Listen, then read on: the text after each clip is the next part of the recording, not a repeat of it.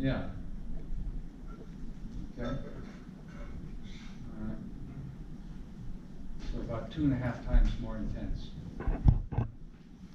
Does that mean it lasts longer, or the peaks are higher? How do they measure intensity? Yeah. Well, I guess they said look at the seismograph. Yeah, they get like sine waves, I think, on that. Yeah, there's different kinds of earthquakes. It's a much more complicated thing than just there's the P waves and your S waves, and some are going up and down, others are going back and forth, and the combination of those can be pretty deadly. Yeah. Okay, so decibels, it's the same kind of thing, right? So I think we're ready for some review. So at the end of the chapter, they do talk about, the most important things that they start out with, right? The very first thing in the review, they say the logarithmic function with base A is defined for here, the domain y has got to be greater than 0, right? Y is the output of an exponential. If you raise any if you apply any exponent to a positive base, you'll always get a positive number, right? So y has got to be positive in that relationship. Okay. And let's see, what else? For the exponential function is all real numbers. The range is 0 to infinity. So maybe we should sort of a quick review, huh? Most important thing. And then the domain of an exponential function, say a times b to the x, is all real numbers, right? There's no limit on what you can apply. So you can either write that in integral notation, or you can just use the script R there, or whatever bold R that is. And then the range f of x is all positive numbers, not 0, right? You can't get 0 by raising a positive number to a power. It can approach 0 asymptotically. In fact, it does, right? But it's not 0. And so the inverse function, f inverse applied to the same variable named x, is going to be what? The log base of b of x over a. If I'm talking about this function, how do I get this formula?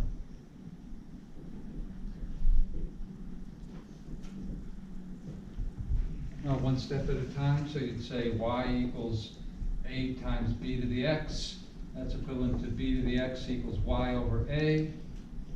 That's equivalent to x equals log base b of y over a. So how come I have log base b of x over a?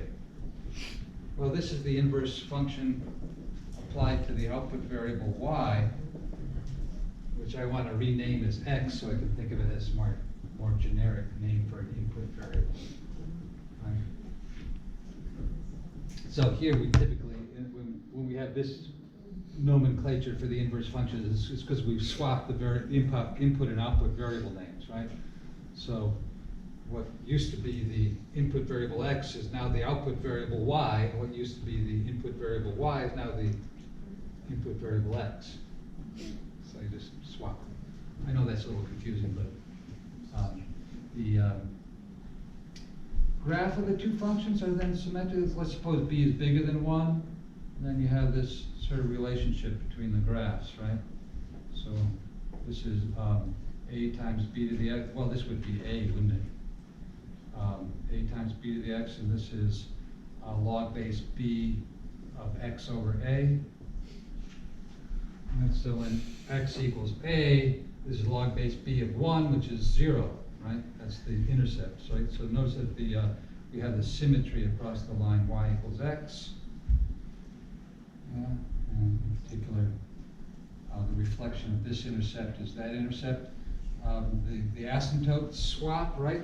So for the exponential function, the x-axis is the asymptote for the inverse function, the logarithmic function, the y-axis is the asymptote. Yeah. I didn't label the x-axis. So what else do they have on their review?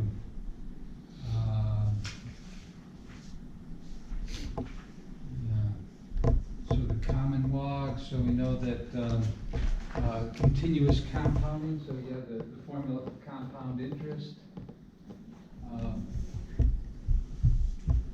And if you take the number of compounding periods per unit time to infinity, then you get your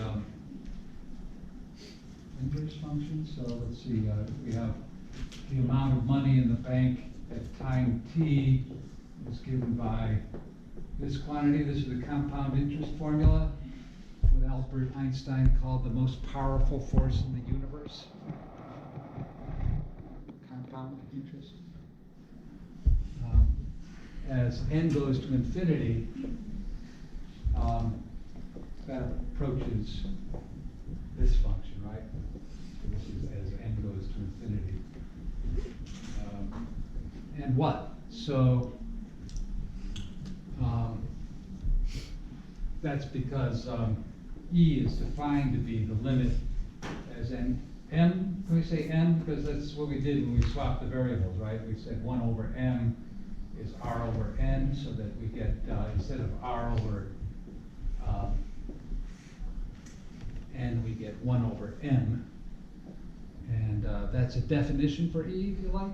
You can get a different definition for E in calculus, but for now this will do.